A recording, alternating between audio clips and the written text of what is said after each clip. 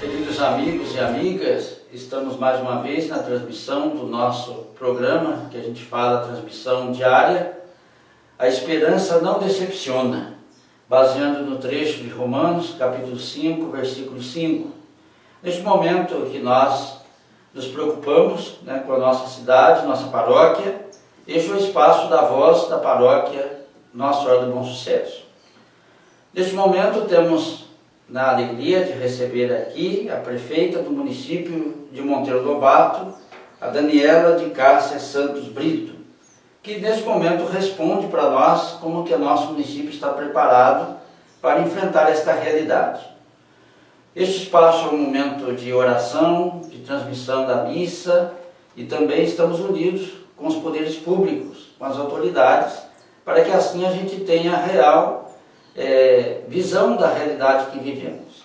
Então, prefeita, seja bem-vinda a este momento, que nós possamos, nesta conversa, produzir frutos que nos ajude, nos acalme e nos prepare para a realidade que estamos à frente. Muito obrigada, Padre Cesário, pela oportunidade. Nós não temos um veículo oficial de comunicação, uma rádio na cidade, então um momento como esse, um programa como esse, que é bastante disseminado e ouvido pela comunidade aí católica da cidade e por todos os munícipes, para a gente é de extrema importância, porque nos ajuda, na orientação dos nossos munícipes, além das nossas redes sociais, que são as oficiais da Prefeitura. Prefeita, como o município de Monteiro Lobato está se preparando para enfrentar o coronavírus? Principalmente os que estão isolados na zona rural? Olha, padre, nós já no dia 17 de março, quando houve o primeiro pronunciamento do governador João Dória, em relação ao decreto do governo do estado de São Paulo, a gente adotou as mesmas medidas. De pronto, assim, a gente já acatou.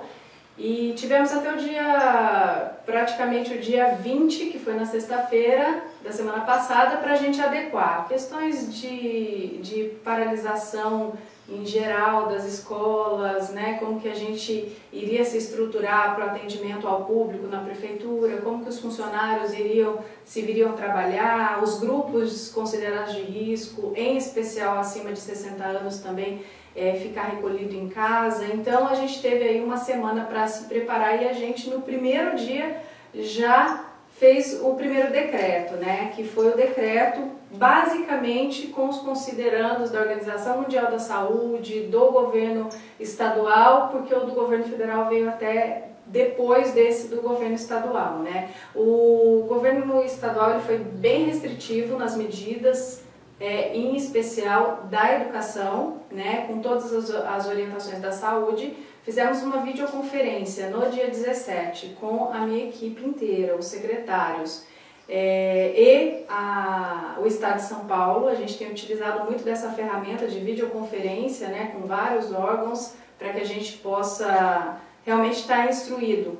E depois dessa videoconferência, a gente também paralisou todos os atendimentos, então não temos aulas, todos os funcionários da educação foram dispensados, porque em algum momento eles vão ter que repor essas aulas. Os funcionários acima de 60 anos, todos em casa, com as devidas precauções. E o atendimento ao público, as medidas vieram logo depois, num outro decreto que a gente acabou lançando no dia 19, que já é regulamentando mesmo o horário de funcionamento da prefeitura, A gente está atendendo das 9 da manhã até as 2 da tarde, mas sendo que das 9 ao meio-dia é interno, é só trabalho interno, não pode fechar, não dá para parar, porque se Deus quiser a gente espera e a gente tem fé que vivendo num país tropical, que é um cenário favorável para nós brasileiros, que esse vírus ele logo vai embora e a gente possa voltar à rotina normal. Então não dá para facilitar e para parar os processos administrativos. Tem compras de medicamento, tem licitações e também processos de seleção para quando retomar as aulas, contratação de professores, enfim. Então a área administrativa tomando todas as precauções, com higienização, com entrada restrita de pessoas, atendimento, não estamos fazendo reunião com mais de 3, 4 pessoas, de preferência com máscara. Então a gente está basicamente respaldado, e aí o senhor tem acesso ao decreto. É importante que esteja no local visível também, né? Se tiver na paróquia, de repente até uma cópia disso no boletim que vocês encaminham para os fiéis, né? E aqui estão todas as medidas administrativas, tanto em relação ao município, o centro, quanto à zona rural também.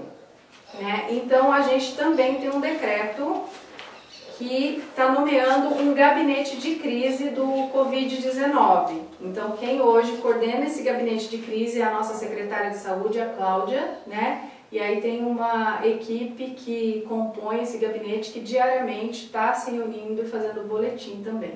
Então a gente está bem preparado, esperamos, não temos nenhum caso, vale ressaltar, né? Até agora foi só fake news, temos que ter muito cuidado com as notícias falsas, com os alarmes, mas não temos nenhum caso suspeito em Monteiro Lobato até o presente momento. Daniela, a nossa cidade tem médicos e enfermeiros suficientes no caso de uma epidemia, o caso da epidemia chegando até o nosso município? Olha, Padre, nós temos médico e equipe de enfermagem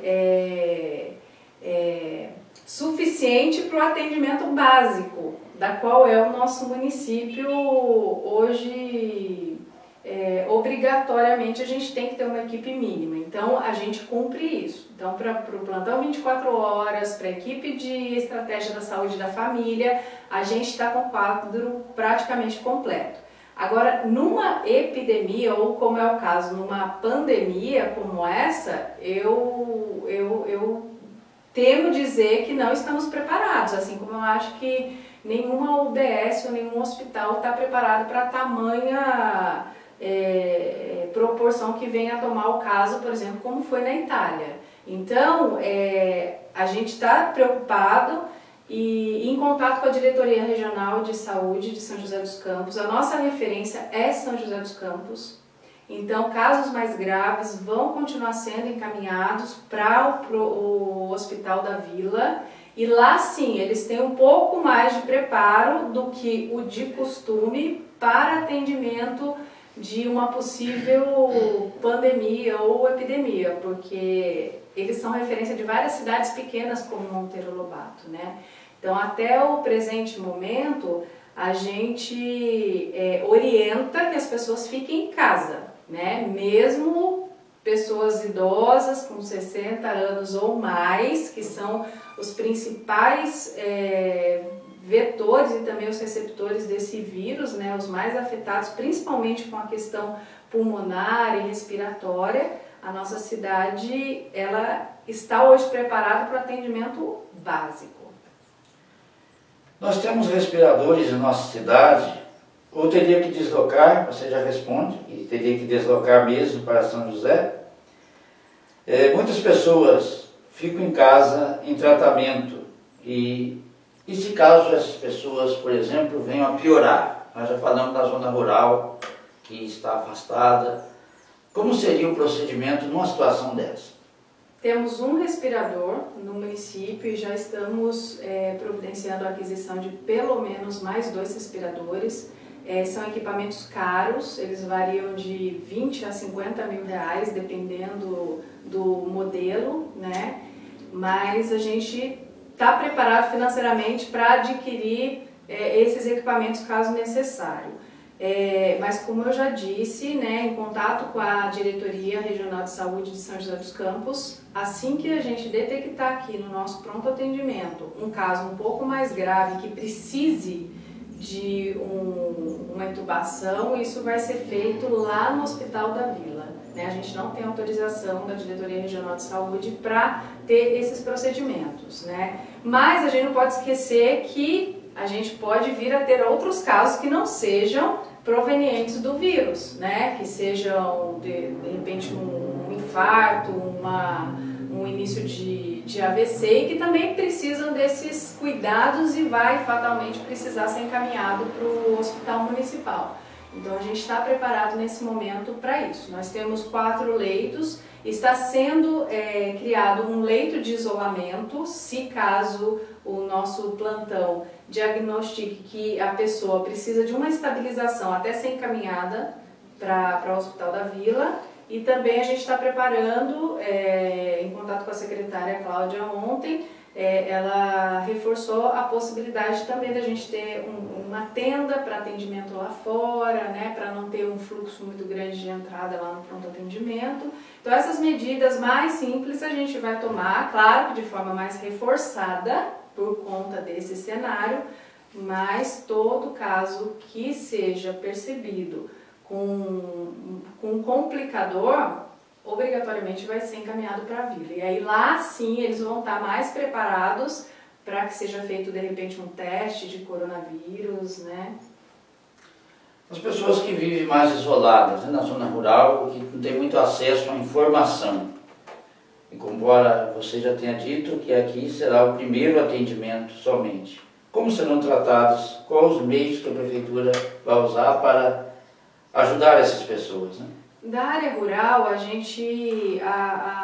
ideia é que o ESF, que é a Estratégia da Saúde da Família, continue atuando. Não que de forma presencial, porque também, como a saúde é o único órgão que não para, eles ficam o tempo todo, plantão normal, e estão 24 horas em contato com a população que chega. Essas pessoas ter um contato físico com as pessoas, principalmente mais idosas, é um complicador. Então, qual foi a orientação da Diretoria Regional de Saúde? Para que a gente crie grupos de WhatsApp, tenha contato diário, se for possível, com os familiares mais distantes, com as pessoas que estiverem na área rural, para que realmente veja se o cenário está tranquilo, né? Caso não esteja ou tenha algum paciente mais isolado na área rural, a gente vai ter que tomar as providências de ir até esse local, com a equipe médica, buscar, aí vem para o pronto atendimento. Vendo que não dá para conter aqui, a gente encaminha o paciente, o caso, para São José dos Campos, no pronto-socorro da Vila. Bem, nós sabemos que o novo coronavírus tem vários sintomas que no primeiro momento você pode confundir com uma gripe e outras doenças. E no caso nosso aqui em Monteiro Lobato, o teste para coronavírus, a gente sabe que tanto nas cidades maiores há uma insistência das pessoas logo querer fazer esse teste.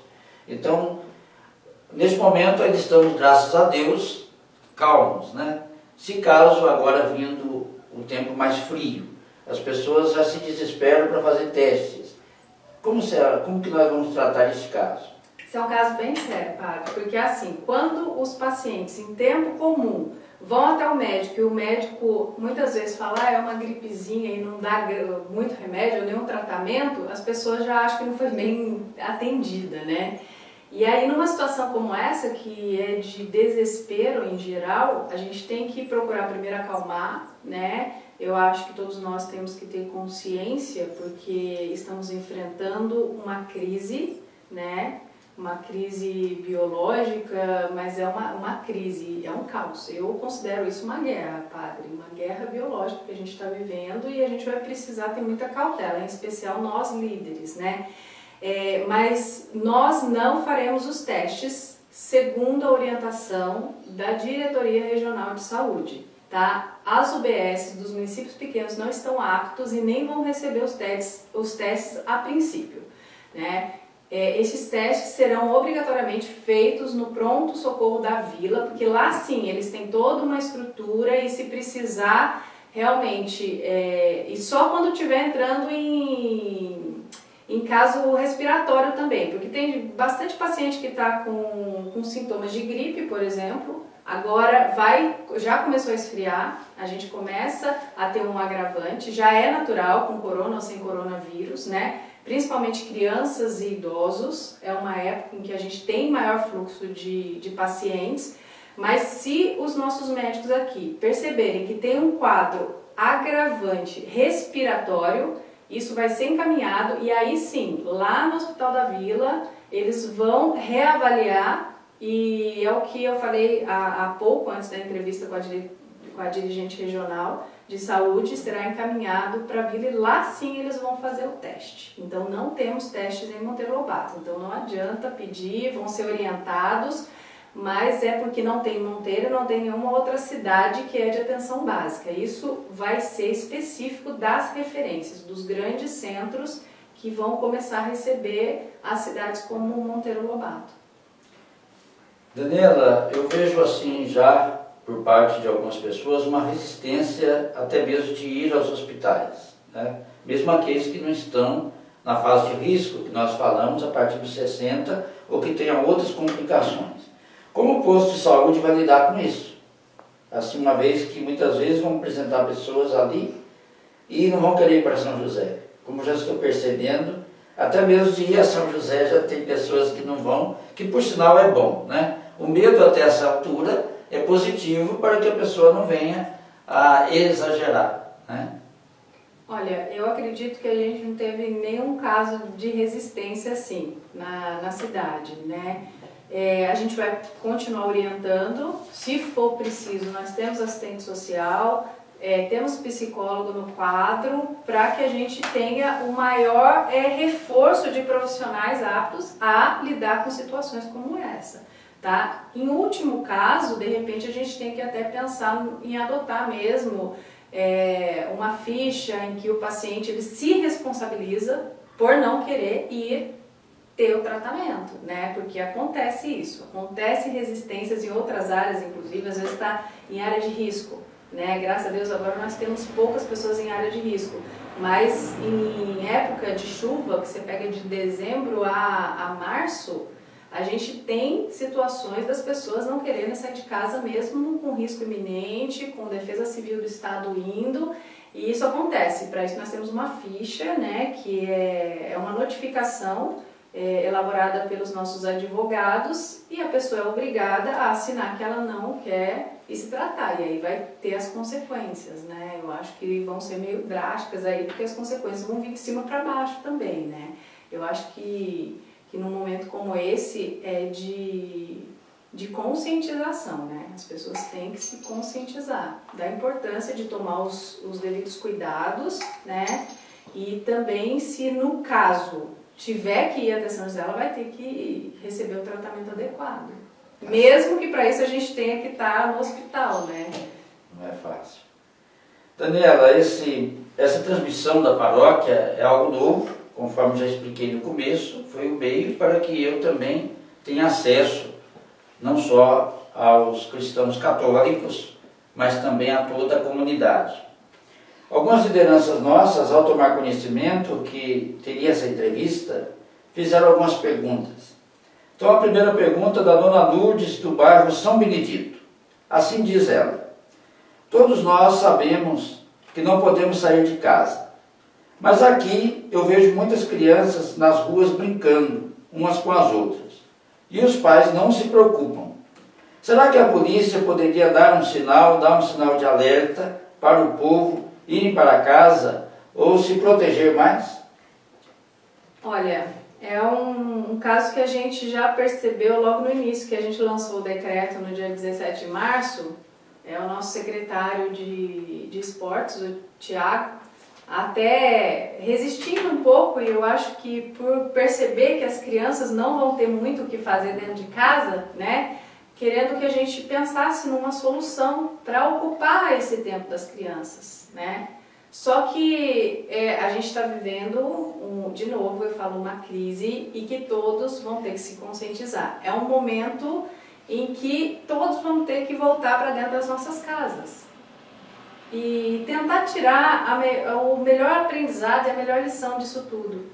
Quando que nós temos tempo para os nossos filhos, porque a gente está trabalhando, porque a gente está ocupado com diversas coisas. Então, assim, eu acho que chegou um tempo, padre, que as famílias vão ter que se olhar mais, vão ter que conversar mais, vão ter que deixar o celular de lado, vão ter que deixar um pouco a televisão de lado e vão ter que pensar juntos numa forma de conter seus filhos adolescentes, seus filhos crianças, de um ter mais contato com o outro ali dentro de casa, né? Não ocorrendo isso, a gente vai precisar ter algumas medidas também. Nós tivemos uma reunião ontem com a Capitã Karina, que é a chefe da Zona Norte de São José dos Campos, incluindo Monteiro Lobato e São Francisco Xavier, solicitando um apoio mais efetivo da Polícia Militar para as pessoas que descumprirem o que está previsto no decreto. E isso inclui comerciantes, os empresários, instituições e também população, tá? Então a gente tem alguns fiscais, mas não vai ser suficiente para rodar todo o município. Então a gente está pedindo um apoio e eu pensei inclusive em investir, falamos ontem nisso, no recurso que a gente deixou de gastar, eu deixaria de gastar no aniversário da cidade, para poder fazer a atividade delegada com a Polícia Militar. Então amanhã às 10 horas eu tenho uma reunião com o Coronel Luiz lá em São José, já para definir os termos dessa atividade delegada. Então teremos sim os policiais nas ruas, né? Isso a gente vai contratar, o que é essa atividade delegada, né? Como eles não conseguem mandar um efetivo maior para a nossa cidade, porque a necessidade é em geral, a prefeitura aporta o salário desses policiais que virão a mais. E esses policiais vão poder fiscalizar todos os termos do decreto municipal. Não só esses de agora, mas toda a postura do município, né? E a gente tem uma falha muito grande por não ter fiscal na prefeitura e a polícia vai passar a fazer essa fiscalização. Então, assim, se a polícia abordar é porque ela vai ter realmente essa autonomia. Nós pedimos o apoio da PM para nos ajudar nessa fiscalização. O Corinto do bairro Ponte Nova pergunta: neste período de calamidade, de que forma a prefeita e o vice-prefeito vai se fazer presente nos bairros, né, do município de Monteiro Lobato? Olha, essa é uma pergunta bem delicada, né? A prefeita ela já não é muito presente, independente do coronavírus ou não, fisicamente falando, porque eu tenho um jeito bem diferente de administrar, sabe? Parece ser uma coisa muito minha. Sei que em cidade pequena os prefeitos aparecem, costumam aparecer mais do que eu tenho aparecido, mas é um modelo de gestão que eu acabei adotando porque uma cidade carente, precisando de recursos, com mão de obra super precária, com o secretário às vezes faz 3, 4, 5 funções e até a função do técnico. A prefeita é a única captadora de recursos. Então, em tese, a prefeita já não está muito na rua. Você me acha no WhatsApp, me acha, respondo todo mundo tem meu celular. E nesse momento, né, eu tenho rodado a cidade, mas claro, de carro, até mesmo para eu ver mesmo se as pessoas estão cumprindo ou descumprindo algumas determinações. Mas eu acredito que um canal como esse do senhor me inspira muito, porque eu acredito que é uma forma muito eficiente nesse momento da gente se fazer de alguma forma mais presente. Quem sabe, inspirada nessa videoconferência que o senhor está fazendo com os munícipes da nossa cidade, a gente consiga adotar isso daqui para frente. A Cida Costa, do Rio do Braço, diz o seguinte: ela veio a Monteiro, que ela também já tem mais de 60 anos, ela percebeu ainda alguma casa comercial aberta que não está, assim vamos dizer, daquilo que é necessário, né? Está aberto, igual mercado e farmácia. Comércio que resistia a esse momento, queria vender, queria abrir, mesmo sem ser coisas necessárias para a vida, né, do povo. Como que a prefeitura vai agir? Olha, nós vamos abordar os estabelecimentos que não cumprirem com as determinações. A primeira opção, e é o que está aqui descrito também no decreto, é a notificação ou orientação. Descumprindo a orientação, a gente vai ter uma suspensão do alvará por 30 dias. E descumprindo de novo, aí tem a cassação efetiva mesmo do alvará. A gente não está punindo com multas, como eu sei que outras cidades estão fazendo, porque a gente acha que o que seria mais eficaz mesmo seria caçar esse alvará de funcionamento do comércio.